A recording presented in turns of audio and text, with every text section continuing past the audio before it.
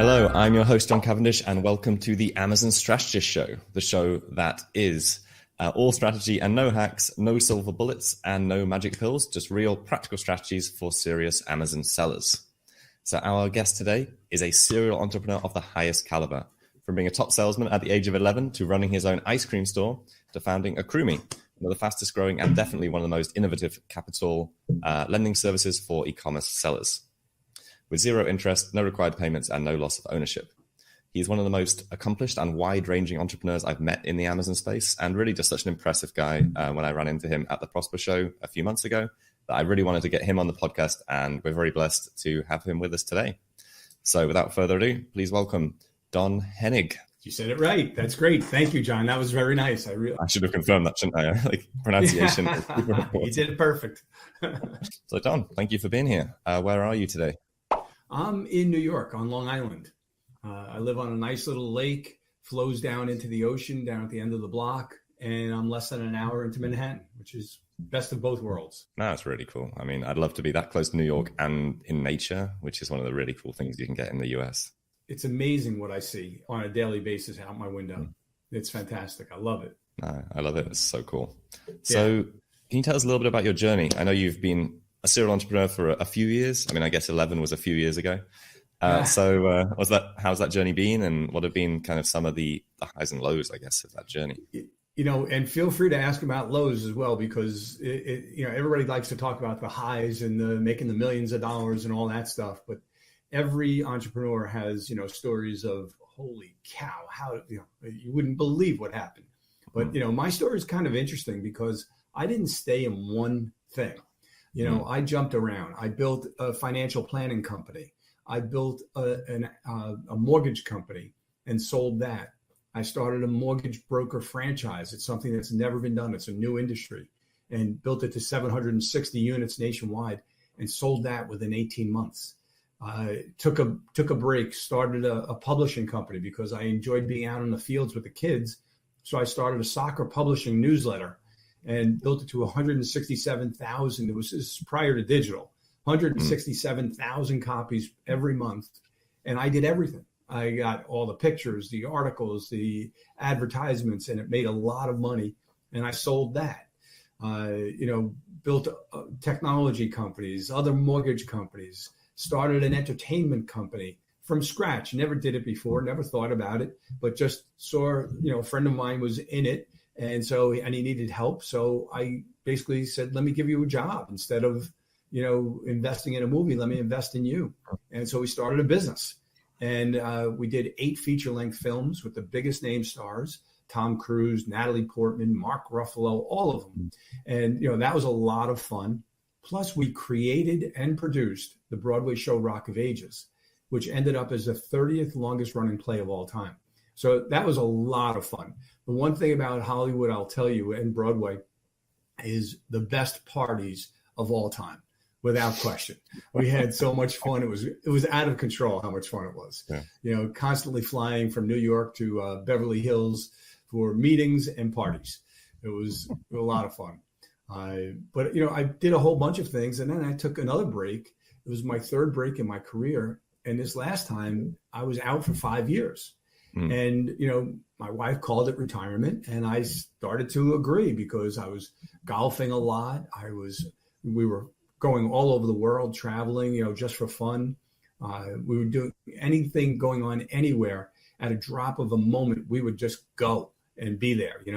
There was nothing holding us back. We would boat and take our boat all over the East Coast and have a ball.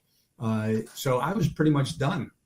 And then a friend of mine from the mortgage industry from a long time ago told me about Amazon sellers, and I knew nothing about it. I thought Jeff Bezos sent me everything. I didn't know I had no idea, never heard of FBA or FBM or any of this. And this is just like 4.5 years ago. So, I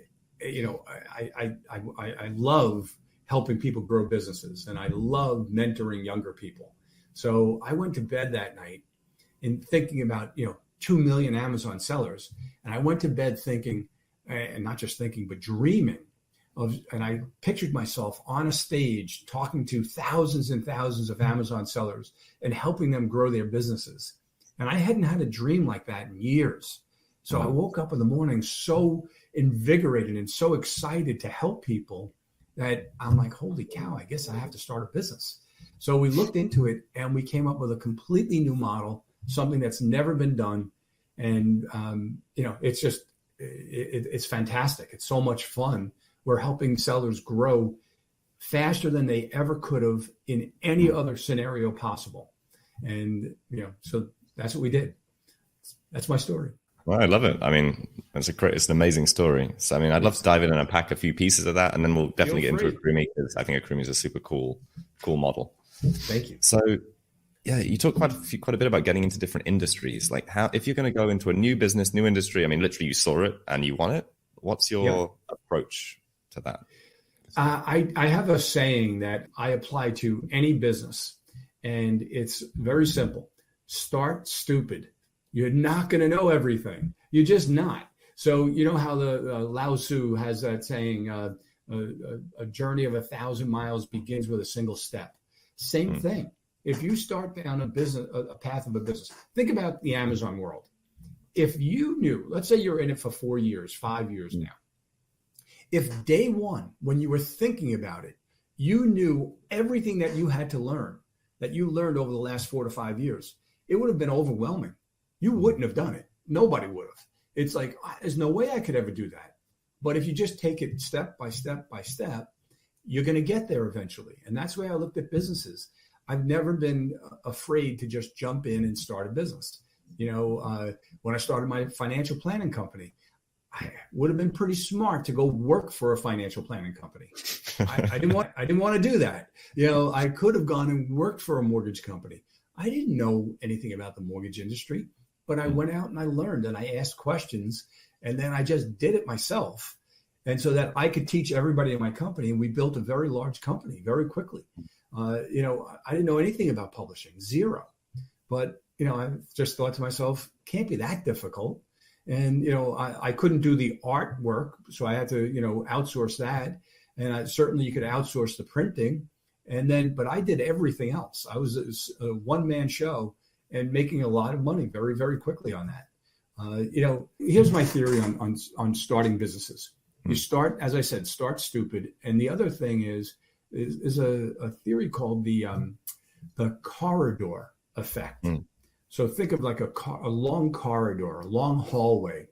And if you're down and there's no lights on, and you're down at the front door of this long hallway, and you're looking down, you can't see very far because it's dark. But as you start going down that path, that hallway, which is starting a business, you're going to run into obstacles that you didn't see. And, it might be something that you could trip over, but you see it at the last second and you learn to step over it. So you've overcome that obstacle. And further on down the hallway, you might run into a window or a door. And it's another opportunity that you never would have known about unless you started down this path. So if you go down the Amazon path, you see people, they're good sellers. They're doing really, really well. And then next thing you know, they're teaching other Amazon sellers about PPC or about whatever it may be. And they start a new business training people on PPC. They wouldn't have known that unless they went down that path. So I believe that when you start a business, you have to have two things. No fear, just take the steps and be prepared to change, to move, to go in a new direction when you see those opportunities. And that's, I think, every business. No, I love it. And I totally agree there. I mean, if I hadn't started selling on Amazon 8 years ago, I wouldn't have seen the opportunity to start our business, to start other businesses, to partner with friends on different things. I wouldn't have met half the people in my network. It's amazing, isn't it? The journey is really cool. It's amazing. It's amazing. And who knows who you're going to meet tomorrow? And it could be something that we do together. And, there's always these synergies that pop up that are very exciting, and you wouldn't have ever found them unless you took the path and went down the road. So I think I'm a firm believer in people starting their own businesses. I wrote a chapter in a book called "Don't Look for a Job, Create One." And it's just very simple. And you're creating the job for yourself. I know that sounds crazy. You don't want a job, this and that, but that's too bad. That's what it is. And but then in addition, you could have hundreds and thousands of employees that are feeding off of this business that you've created. And then other people look at it like, wow, you make too much money then. Well, no. Now, if you're making a lot of money, you're able to help even more people. I can't tell you how many people I've helped. And I contribute all the time to a lot of different charities that I believe in. Every month, it's automatic. But I also do a ton of charity work face to face, like going to people's houses with food and money and things like that. And, reading something and then, finding out how to help that person, and it's one of the most heartwarming things you could ever do. So anyway. No, it must be. What I do. No, thank you. And thank you for sharing, because what I realized the more I talk to more and more experienced entrepreneurs is the path of a business. It's not like we're not discovering the new thing over and over again. Right. It's like there are definitely milestones, and there's definitely things that happen and things that break, usually at certain stages. Always. Pretty much every time. Always. And you can't be afraid of it. When I started my first mortgage company, after the first year, I went to my two partners because I did everything. And I said, hey, guys, this is not working out. I'm doing all the work and I didn't take any money. And, you guys are getting, 2/3 of the company. And, why don't we just split it up and, think about it over the next couple of weeks, and we'll find a fair way to do it. And that's it. Let's just do something fair. Well, a few days later, I was out of the office. They came into my office, physically put my assistant in a corner, took everything. This is pre-internet, took everything, took the checkbook, took all the files, took everything. And, so here I am. I come home that night. I didn't know this happened. There was no cell phones at the time. I come home that night, and my wife, who's pregnant with our first child, and my assistant was in the house, and they were both crying, like, we're out of business. And I had $1,300 in the bank. That's it. How do you start a business from with nothing? And so I told my assistant, look, I'm going to be working on, getting some of the files back. You have to go out and find a space. And, she did. And literally within days, we had space and phones, and I arranged to take, a small percentage of the files just because I knew they were going to close fast and give me cash flow. And before you know it, I was one of the 2 or 3 largest in New York State, and they were put out of business by the Attorney General. And I had nothing to do with it. I don't spend a moment of my life in negativity.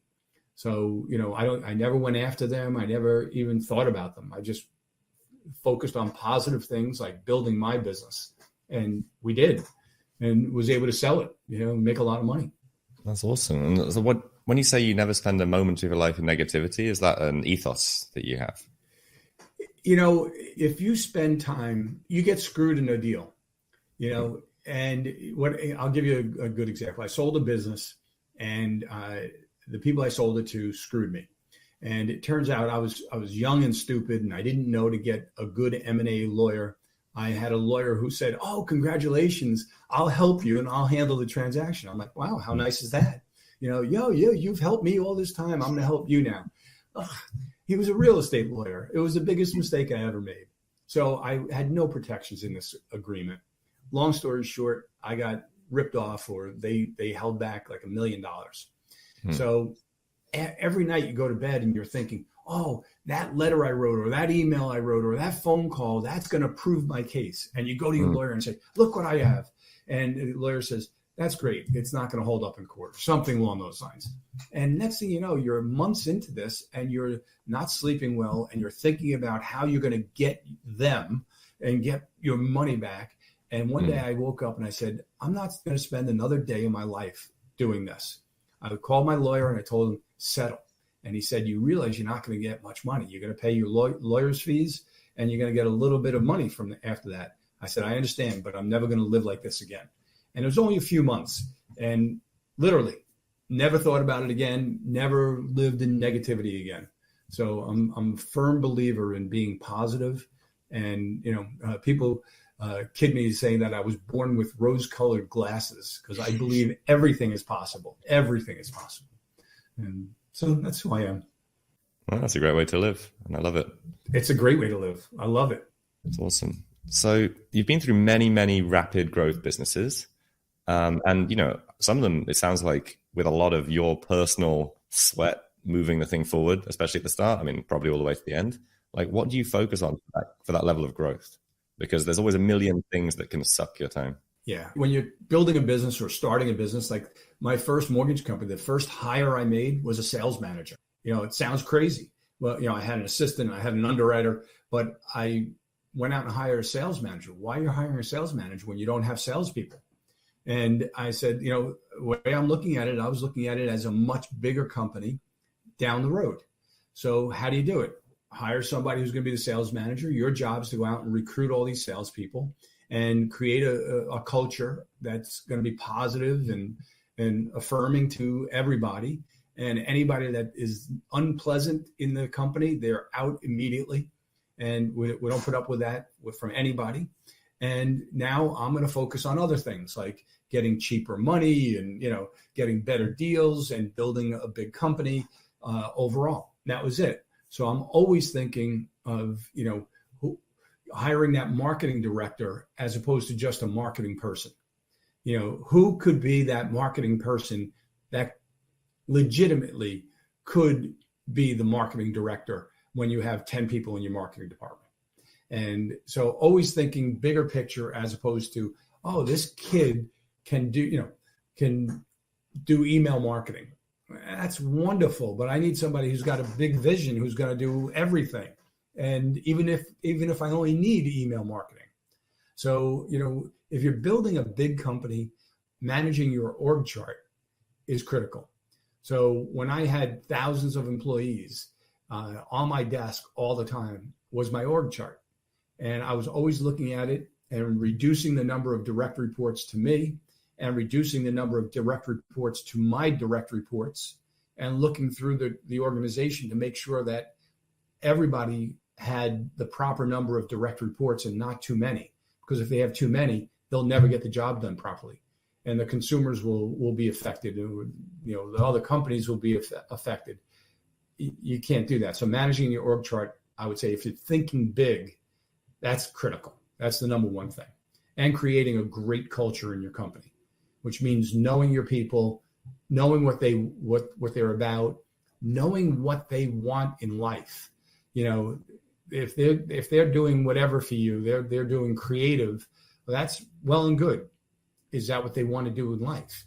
Do they, what courses can they take to improve their knowledge in whatever it may be? So offering education to all of your people all the time. Just yesterday I was suggesting to one of our guys, it's time for an Excel course, and he took Excel in college, but he's not that good at it now. So let's get you a course and raise your level. And he's thrilled about it, So things like that. So always looking at your team, building a great culture, which means, caring about your people. And if you care about your people, then when you make a bad hire, and you will, you got to get rid of them immediately. That's how you protect your team. Otherwise, you leave the bad people in there and the good people quietly will leave. Yeah. We've experienced that, as we grew rapidly, especially for the people that I wasn't speaking to every day as we got past 30, 40 people. And I just don't talk to these people more than once every month. We ended up with a few bad people, and it took some effort and some time to fix that, which was such a pain in the ass. But as you get larger and larger and you've built the proper culture, the whole organization fits that culture. And then when you make a mistake and hire the wrong person, they will stand out like a sore thumb. You'll see them. It'll be so crystal clear.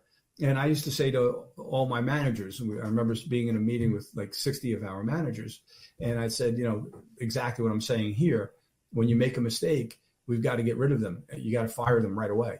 And one of the managers said, well, what about HR? HR says we have to give them a 60-day, notice, and we have to do this and we have to do that. I said, no. You fire them right now. That's why we have lawyers. I don't care. I don't want those people in my company. End of story. Yeah, that's a great attitude. It really is. So I guess just my interest, and I'm sure anyone who's listening to this in the future will get for theirs. Like when you're looking at these people, the people who can develop into these roles. Yeah. How do you think about cash flow? Because I guess usually these are expensive, medium to expensive hires. Hopefully they've got opportunity, but usually good people know their worth. Not necessarily. No, you have to stay within your budget. But when you're meeting with somebody, you could pretty often you're going to know this person's got something special. Do they have an ethos? That's the question. Yes. I always think, like for leadership people, it's like, can they explain to me how the world works from their point of view? And is it different from what I think? Because it means at least they've thought about it and they thought of the ethos behind what they do, as opposed to, I create emails, as you said. Right, exactly. I ask questions like, if you could picture this role in, 3 years, what would it look like? And, let them, I'm hoping they paint a big picture. And if they paint a smaller picture, they may just be afraid. And I'm going to, nudge them and say something along the lines of, all right, that's well and good, but think bigger. What if you had no obstacles? What if I just said, John, you're the guy, you're the person that we need to build this company, and you're in marketing. And, I want to see somebody who's got the ability to own the marketing department and hire the people and train them and learn about anything and everything and never be afraid of somebody under them knowing more than them. Is that something that you would be comfortable doing, or is that something that you would rather be working for somebody like that? And let them think, let them, have some fun with it. Also, the personality tests. I don't know if you've ever done any of the personality tests, but they are so valuable. Anybody that's running a company right now, the big personality test is Briggs-Stratton, and do it on yourself, and then look at the results, and then do it on your spouse and your friends and other people in your company. And if you have 10 people in your company and you did it on all 10, and you put the results on the table, every single person would say, that's Joe, that's Susie, that's this one, that's that one. It nails it to a T. So you'll know if you're taking someone who should be an accountant and you're putting them into a marketing role, you may be making a mistake. If you're taking somebody who should be an accountant and is in a sales role, maybe they have some sales, ability as well, but, a lot of times, no. So, don't go against what these tests are telling you. They're telling you the truth. And you could even see it. I've seen it in myself over the years. I've done them a number of times, and they've changed because I've changed. I've adjusted my thinking over, 30 years, and what I was when I started to what I am now would be completely different. Yeah, you're right. I've had a lot of our team members do it, and I went against what I thought. One of them, this guy, we need this guy into this role, but his disc profile does not at all fit this type of role. Hired him, and it didn't fit. He just didn't fit the role. It's unbelievable. I've done the exact same thing, and I've learned you got to trust them. So many of the very, very large companies with, tens of thousands of people, every single person does one of these. And they all have their score. So everybody knows, what your pi score is or whatever it might be. Yeah. So you're like, this is how you should interact with this person. This is the way you should communicate with this type of person. This is how they like to communicate. It's so true. I worked at a company where I was growing their sales nationwide, billions and billions of dollars. And when we did these tests, the guy who was doing the testing called me at night in my hotel room to tell me that I am in a bad situation because two of the people I'm working with that are above me at the time were narcissists. And there's no way that they will ever play nice with someone like me, where I'm a all in, everybody wins. I don't care about the credit. I don't care about anything. I just want everybody to win. And they were exactly opposite. He literally called me to warn me, and he was 100% correct. 100%. That's a whole nother story. Yeah, you must have made a great impression on him as well if he called you to tell you that. It was amazing. There's so much more to that story, but yeah, what he did was he said, look, I'd like to do these tests. And this is a private equity firm that was doing it, a high-end attorney. This cost a lot of money. And he said, I said, boy, my kids would get something out of this. My kids were, 17 and 19 at the time.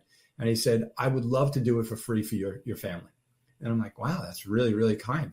He did. It was very nice. Oh, that's amazing. Yeah. And yeah, I mean, you've got so many stories, Don. I'm sure all the listeners and also me, I'd love to take you out for dinner whenever you're in town, in anywhere within a 2-hour flight of me. I'm in. 30-hour flight of me, which I think you are right now. Yeah, really. Legitimately. Well, thank you for sharing your story. It's so inspirational, absolutely amazing. And I would spend another hour on it or 2 hours on it. And I really want to get into AccrueMe because all right. I want to add value for you and also for our listeners who can use AccrueMe.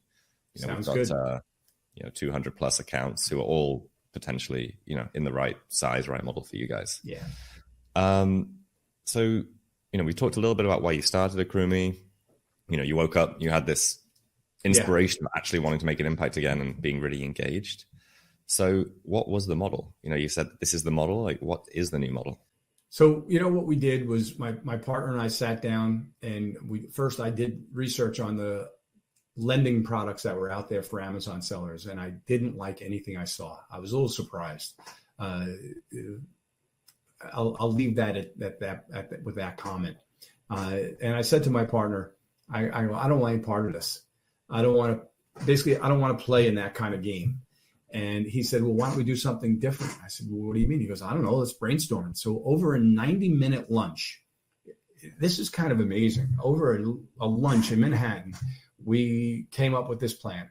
And I came home that night. I took, wrote out a 20-page document outlining the way the company will be done and the way the company will grow and what it will look like over time and all of that stuff. The technology, I drew out the technology, and then I built a spreadsheet, detailing the numbers. And I called them and I said, oh my God, the sellers are going to kill it with this model. We thought it was good, but when you build a spreadsheet, you really realize how great it is. There's nothing like it. So here's what we do. And I'll tell you flat out that the big objection we get is it sounds too good to be true. And come on, what's the catch? There is no catch. And it does sound too good to be true, but it's all real. So here's what we do. We give the seller the money to grow. We don't lend them the money. We invest in their business on a temporary basis. So we give them the money. We don't take any equity in their business. All right. So we invest, but we don't take equity. And they own 100% of the company. So we invest in their business on a temporary basis. We don't charge any interest. We don't charge any fees. We don't have a term. So use the money as long as you want or as short as you want. If you use it for 6 months and you decide you want to pay it off, pay it off. There's no penalty. There's nothing. There's no fees. There's no interest. And then the real kicker is there's no required monthly payments. So the thinking here is, why would you take money out of your business when you have an opportunity to grow and send it to a lender? That is counterintuitive. It doesn't make any sense for your business. It's good for the lender. It's not good for you. So we said, let's get rid of the payments. You pay us when it's right for you and your business. We have companies that we've invested in that haven't paid us in over 2 years. Our very first client, husband and wife team, didn't pay us for 18 months. They paid us, the first payment was in the 19th month. We've never asked anybody for money. Never. It just doesn't happen. And what do we get out of it? So what's the catch? What do we get out of it? We get a percentage of profits for as long as you use our money. That's it. You stop using our money, it's over. It's all yours. And the way that we set up the percentage of profits is so that the seller can't lose. So here's the way it works at a high level, without getting into details right now. But at a high level, the seller earns 100% of the profit on their capital. Then they get half the profit on our capital. So now they double the capital of their business to grow their business. They grow by leaps and bounds because they're not taking money out of their business. They're leaving money in the business. We don't take anything out. So if we earn $1,000 and the seller wants us to take the $1,000, we're happy to take it. But in Q3 and Q4, no seller wants us to take any payments. They want to, just keep using the money, and growing by leaps and bounds. And that's what they do. Our sellers are growing so fast, it's out of control. And our sellers love us. We're the number one rated capital provider on Seller Central. And, we're virtually unknown, basically, because we're not playing in the same game as everyone else, with revenue-based loans and all of that. What we get, John, is we get so many sellers that come to us and they hear the story and they're like, it sounds great, but it's new. It sounds different. I'm not sure. I'm going to go with a lender. And they go with a lender, and then 3, 4, 5 months later, they come back to us and they go, I can't afford this. The monthly payments, I'm earning, $5,000 a month in profit, and my monthly payments are $8,000. It's only so long you can go with that scenario before you're going to go bankrupt. And, I'll shut up right after this. If you just use this as an analogy, if you think about it as your personal finances, let's say you're buying a house and you take out, and your take home pay from your job is $5,000, and you get a mortgage and the mortgage payment is $8,000. How long is it going to be before you file bankruptcy? Maybe you can last a year, maybe a little more, maybe a little less, but you're going to be going down that tube and you're going to be losing it all. Same thing with your business. If you're taking out a loan and your profit is $10,000 and your monthly payment is $8,000 or $9,000 or $11,000 or $12,000, you're dead. You can't grow, and you're going to be out of business at some point in time. That's what it is. Yeah, no, it makes sense. So how do you judge the amount of capital in a business so that you can put your percentage in their percentage? Great question. So capital and profit are the two big things to define. So capital is very easy for us. We are only counting the Amazon business at current. So your inventory in the Amazon business plus your receivable from Amazon. Add those two together, and that's how much we'll match you. So if they came out to 20,000, I'm just using whatever number, it doesn't matter. If they came out to 20,000, we'll offer you 20,000, and you can take less. And we tell people all the time, take the least amount you need, because why would you take more and leave it in the bank? Because then you're paying for nothing. You're not getting any value. But with a regular loan, you get approved for that 20,000 and you need, $8,000 today. You're taking the whole 20. They're not offering you, look, they're offering you 20,000. End of story. So you're taking the 20. You need, let's just say 10. The other 10 is just sitting in the bank doing nothing. So that just doubled your cost of funds, because you're paying on 20,000, but you're only using 10 to grow your business. Yeah, and they're giving you a percentage of profit in the same way. If they're taking more money, they're giving you a higher percentage, even though they're not using the money. That's exactly right. Absolutely.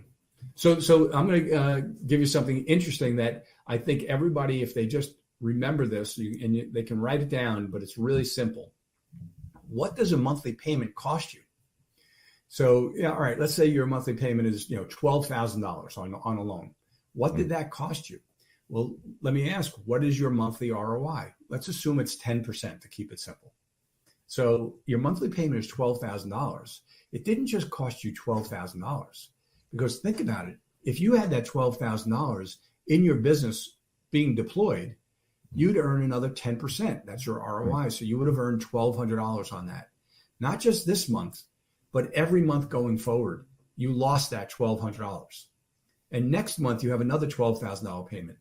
Now you're losing $2,400 a month in profit every single month going forward. And then $3,600 a month. It's, people don't realize that a monthly payment doesn't cost you just what you're taking out of your bank account to send to a lender. It's costing you actual profit. It's very expensive. So how do you define, it really is. So, how do you define profit? So, as the percentage of money you are owed. Obviously, you don't take it back, but this accumulating pool of capital that you're owed back, how do you define the profit? So profit is very simple. It's the revenue from Amazon, less your cost of goods sold, less all the Amazon fees, including PPC. And if you're using a 3PL, less 3PL costs as well. And that's profit. If you have, 10 employees and your own warehouse, you have a lot of other expenses outside of that. So it probably may not work for you.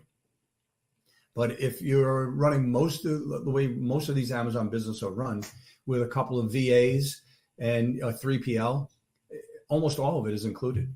Yeah, that makes sense. And it's all trackable through the API. That's the whole key to what we do. We have to see everything. So it's all got to be trackable. Nice. And I mean, I guess, ideally people are taking this money and building momentum and increasing their business. So I guess also, hopefully increasing the business, everything going well, though actually this money that I owe you is quite accumulating pretty quickly, probably, if everything goes to plan. What happens is their business grows so large that I'll give you an example in a second, that we become a smaller and smaller percentage of the business. So think about it. Organically, this happens. It's a mind-blowing, thing here with the math. But as they do well, they're earning the vast majority of the funds. So if they start with 50,000, it's just continuously based on your capital versus their capital. So you're not getting a percentage. You're not getting in at 40% and keeping 40. No. Okay. It adjusts every month. It depends on whatever percentage of the capital we represent. Cut it in half, and that's what we get for that month. So if you have 90,000 and you take 10,000 from us, so we're 10% of the total, we get 5% of the profit. So what does that mean? It means if you run the math, and we take nothing for the first 30 days, we don't earn anything for 30 days. But if you run the math, no matter what, you end up with 100% of the profit that you would have earned, plus half of the profit on the money that we give you. You can't lose. And what happens if you get suspended? You don't make any money. We don't make any money. What if you have a bad month or 2 months or 3 months and something happens and Amazon, like with COVID, they stopped letting you send in products. You don't make any money. We don't make any money. You have a good month. We have a good month. You have a bad month. We have a bad month. It's the way it works. No, I love it. I like the monthly reset thing. I didn't understand.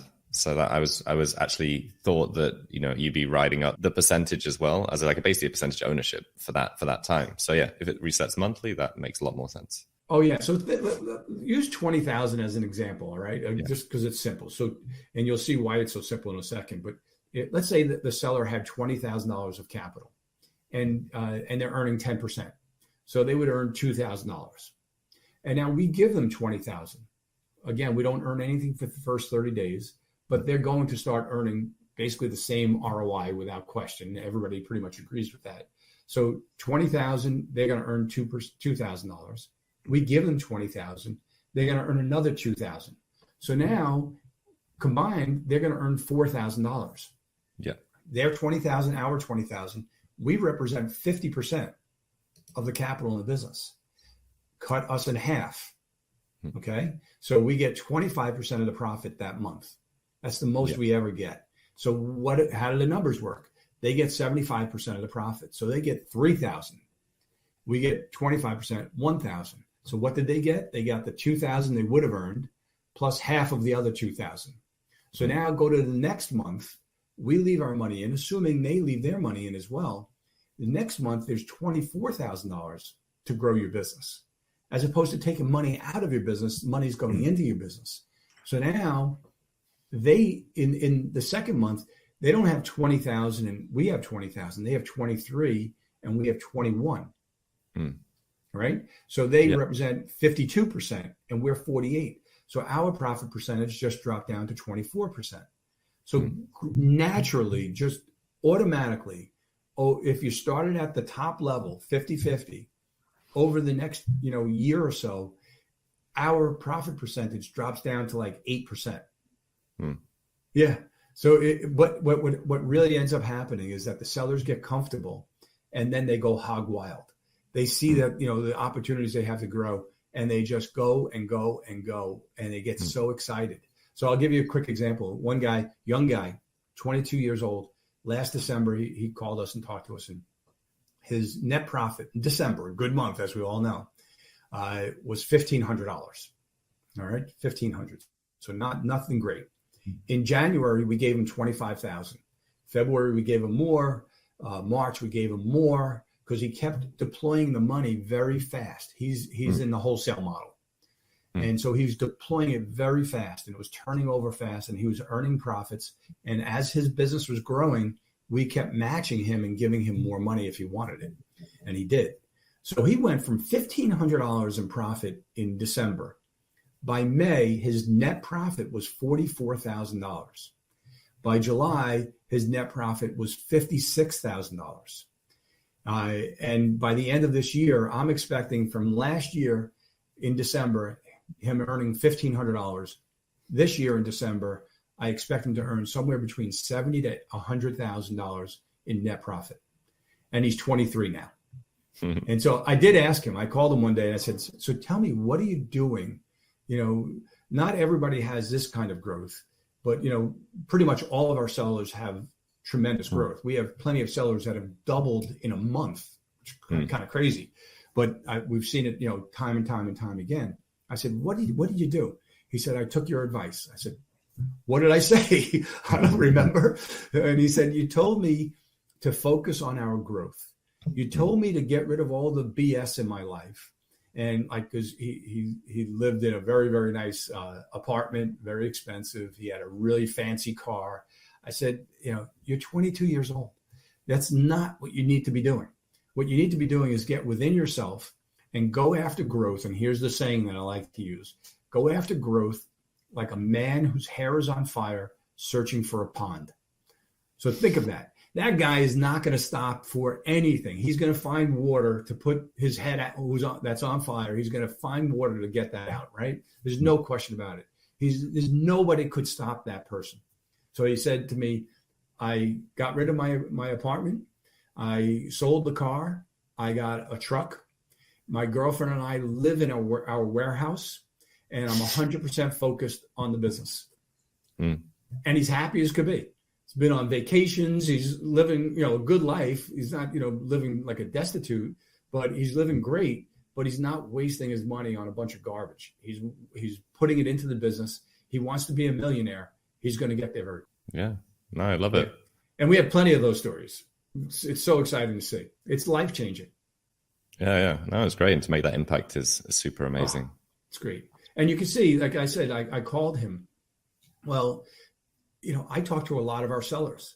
One of our sellers reached out to me, sent me an email maybe 2 months ago because he saw an opportunity. I was outside of this. He saw an opportunity to buy a very large FBA business.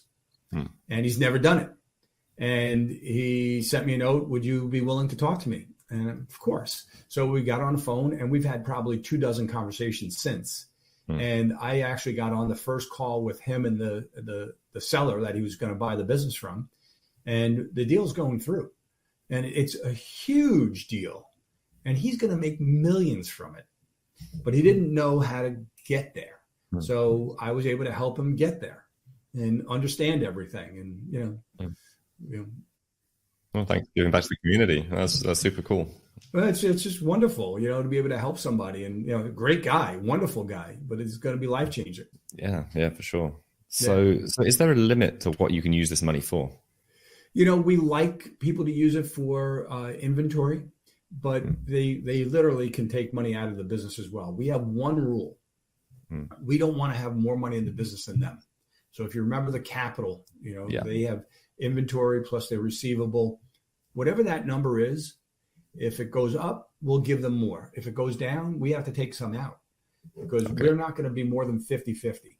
And what that does is it protects the sellers as well. It's good for us, but it also protects the sellers. And I'm going to explain why.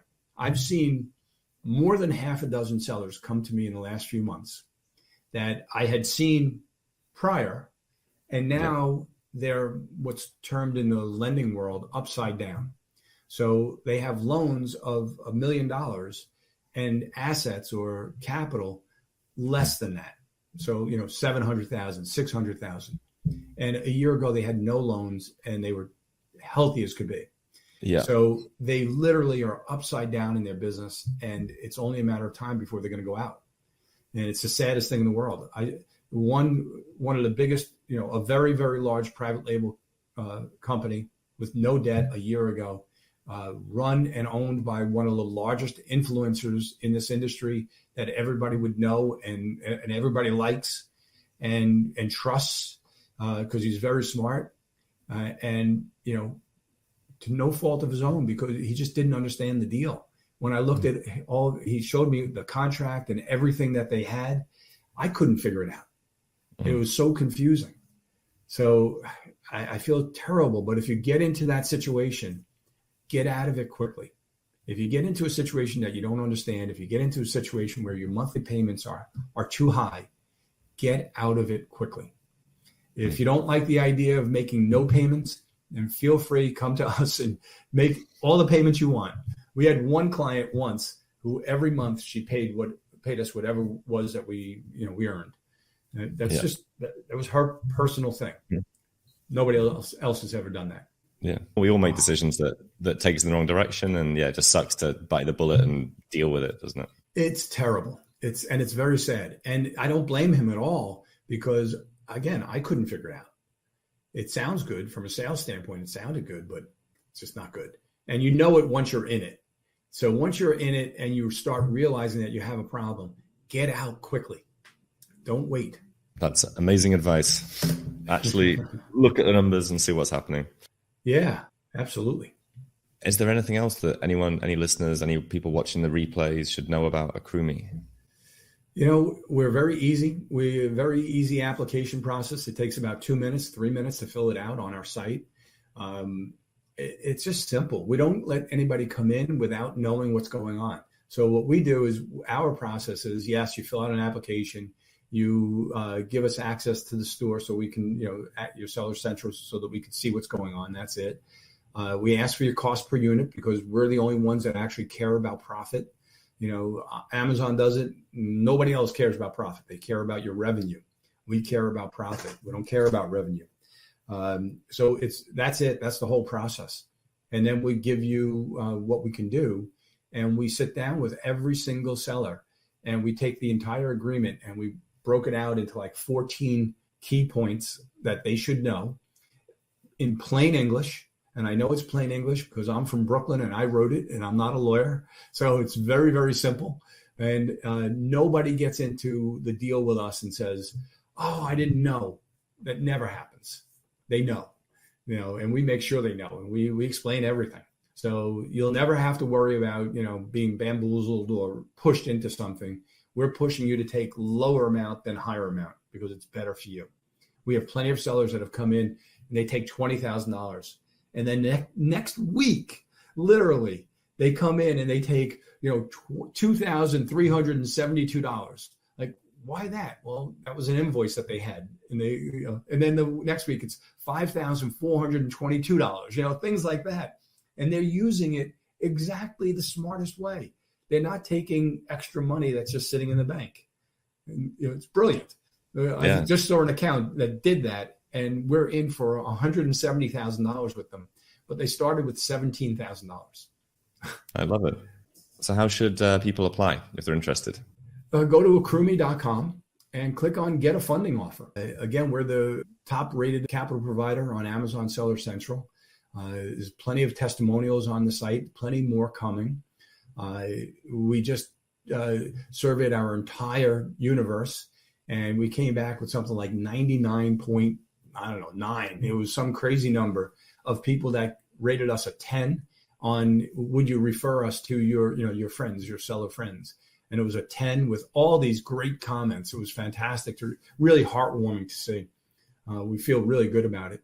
But, you'll never be pushed into it. You'll be pushed to take the least amount. Take your time. If you're uncomfortable, don't do it.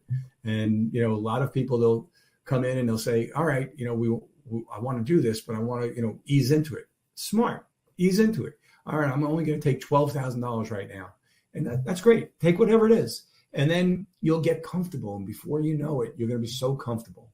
And we have a portal that our sellers go into, And it always shows them how much more money they can take. If they want to pay us, they just click here. If they want to pay an invoice, they click here. They see their P&L all the time, every minute, every day. It's pretty good. They end up loving it, 100%. Oh, that's cool. And so when you say they can pay an invoice, does that mean that they can pay directly from you to a supplier? They can wire funds domestically. International, there's a service, and I don't remember the name of the service, that most of our sellers use, and we're able to wire to them, and they do the foreign exchange stuff. And one last thing, John, is that if anybody wants to reach out to me personally, I do it through LinkedIn. So feel free to connect with me. It's my full name, Donald Henig, Henig. And, I'm not one of these people that you connect with and just, doesn't respond. You call me with anything, I'll respond. Even if you're not a seller yet and you're just, thinking about it and you have questions, I'm that kind of a person that I try to help as many people as I can. If I can help you, I will. Well, thanks, Don. That really comes across. So I'd encourage anyone to reach out to Don. I had some amazing catch-ups and meetings with him in Prosper. So thank you, Don. Yes, definitely. Thank you, John.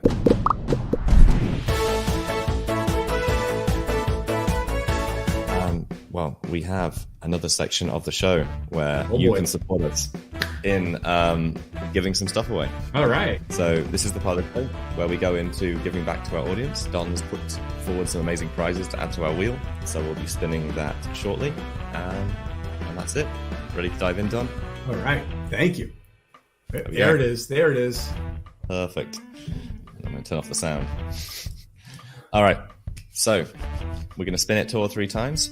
Hopefully someone wins your prize, Don. If not, actually we'll be pushing you next time. I hope so too. What Don's put forward is $500 for any seller we fund via the podcast. So any $500 for anyone extra that we fund who comes from this. We have a 30-minute consultation with Don, priceless, at least $1,000, and AccrueMe swag box. You might have to be in the US for that. But hopefully, we'll see. But yeah, if you can get one of these amazing shirts as modeled by Don or something similar. There we go. And you and Don can wear it while you have your call. So, Don, you're in control. All you have to do is say, spin that wheel. And the wheel spin that wheel. So we need the music. Do I need to say stop or does it just go by itself? That'll stop. Wow. Wow. It's you. There's nothing. It's the swag box. Yeah. And nothing was edited and nothing was planned in this. No. As opposed to at my gym, which I went to a couple of days ago, they've got to spin the wheel. I was like, all right, I put it on the 3 months. I let go. It just spins back around because they haven't raised it properly down to like spinning it. I'm sure it wasn't intentional, but I got a video of it because it was hilarious. That's pretty cool. All right, let's go again. You ready, Don? Yeah, I'm ready. Spin that wheel.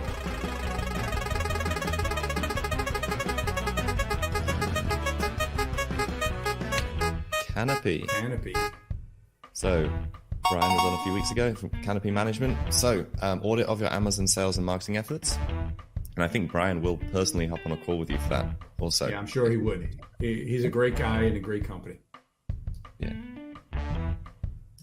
Brian's awesome dude. And one more time? You want to do it one more time? Sure. Spin that wheel.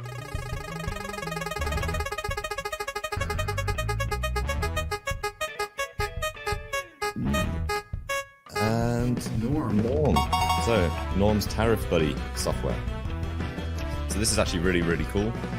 If you are not using this software or something, or an agent or someone who can really dive deep into your tariffs, it is hugely valuable for your Amazon business.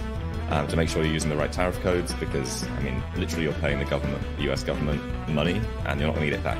So get the right codes, make sure it's all accounted for, because otherwise all this money you're getting from Don, you're going to end up giving it to the US government when you don't need to. Don't do that. Legally, obviously, be careful with tariff codes and defrauding the government, but make sure you're paying the right amount of money, as always. Absolutely. So, thank you so much, Don. Awesome spinning of the wheel. And we are going to get into the last part. If you would like to enter next time, please go to events.sellercandy.com/AMZ-strategy. The link will be posted below this and on the screen right now. And you can enter for next week. You'll be entered for all time into the competition, and we will reach out to you if you win. Very cool.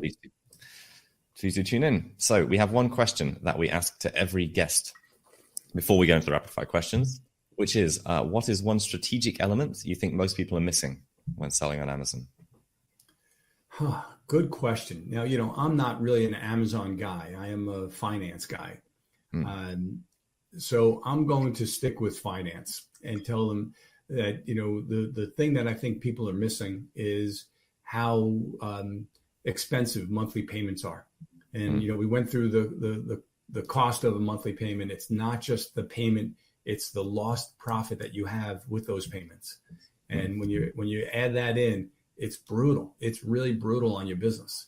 And yeah, do you have to pay us eventually? Yeah, you pay us when you're slow, when you're having, you're flush with cash. That's when you should pay us. Our very first client, again, 18 months, no, they didn't make a single payment. We didn't know if anybody would ever pay us. This is a new model. We took a guess. And then they paid us $2,000 in the 19th month, then $3,000, then $5,000, then $10,000. So I called them. I said, congratulations. It looks like you're going to be paying us off pretty soon. They said, no, we're not making any more payments. We did exactly what you said. We're flush with cash. It's better to take the money out of our account, pay you down, your profit share comes down. And in another couple months, we're coming back to you for more money because we're going to be growing again. And they did. And this is 3.5 years ago. They're still with us. They're still growing. They're doing great. And, they're complimenting AccrueMe every single day, which is fantastic. So I love it. Yeah, me too. Super cool. And that's a great tip. Along with that, just keeping an eye on the numbers and making sure that we're monitoring the numbers every single month. Every day. Yeah. You got to know your numbers. Yeah. Thanks, Don. All right, into the rapid fire questions. So we have 8 questions. Okay. They are very, very difficult. No, they're not. You don't worry. There are no wrong answers apart from wrong answers. And are you ready? I'm sitting down. So I'm sweating now. You can jump in the lake afterwards. That's right. Question number 1. What's your favorite Amazon niche? I'm going to say kitchen appliances because I love cooking. My wife made me meals for 30 some odd years, and now for the last 10 years I make dinner almost every night. Oh, that's awesome. I'm gonna tell my wife that when she says I don't cook enough because I'm working. I've really gotten into it. That's cool. If you could choose no pictures or no reviews, which would you pick? No pictures. I think reviews, as a buyer, I'm always going straight to reviews. The pictures are nice, but reviews are critical. Name a country that starts with the letter D. Denmark. Which Amazon marketplace is the next big opportunity? I think it's Latin America, not just country. I think it's Latin America. Amazon is opening Latin America. They're growing in Latin America. I think it's probably before long, they'll be equal or larger than Mercado Libre. And, although Mercado Libre is tremendous and fantastic, I think there's going to be good head-to-head competition there. And it's a huge market. Yeah, great hot take. Pineapple on pizza, yes or no? No, I'm from New York. Come on. That stuff's in California. Yeah, well, it's Californians. Name something appealing about working from home. Oh, man. Afternoon coffee that's been just ground and brewed fresh whenever you want it.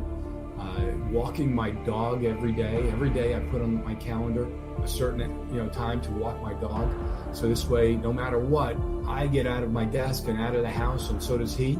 And we have a nice leisurely walk for a half hour or so. It's fantastic. And then looking outside windows, at something beautiful as opposed to another building. So I guess I could go on and on and on, but I've been working from home for many years and I love it. Yeah, me too. Organic sales or ad sales?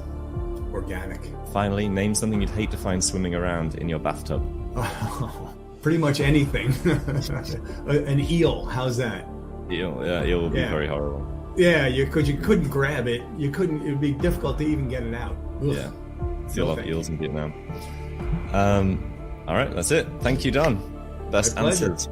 Thank you. This has been great, John. Thank you. And that's it. So if people want to contact you, follow you, stalk you online, what's the best way of doing that? Best thing for me is LinkedIn. Again, it's Donald Henig, my full name. Feel free to reach out. I will respond, I promise, with anything. Nice. So yeah, feel free to reach out to Don. Again, thank you so much for being on the podcast, Don. It's been an amazing time chatting to you as always. And all the listeners who are listening to this now or definitely on the rerun, please do like, subscribe, leave a review for the show, and come back next week for another discussion. Until then.